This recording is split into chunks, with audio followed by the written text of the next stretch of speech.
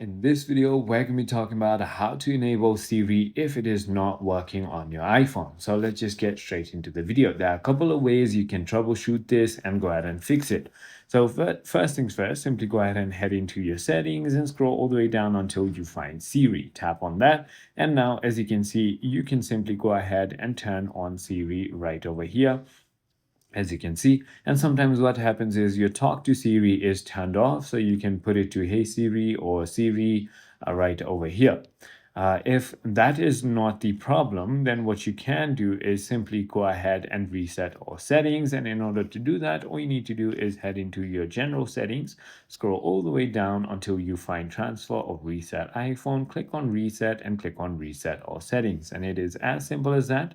If none of those work, try restarting your phone and it should go ahead and work. I hope this video clarifies everything for you. If you have further more queries, feel free to comment down below and I'll see you on the next one.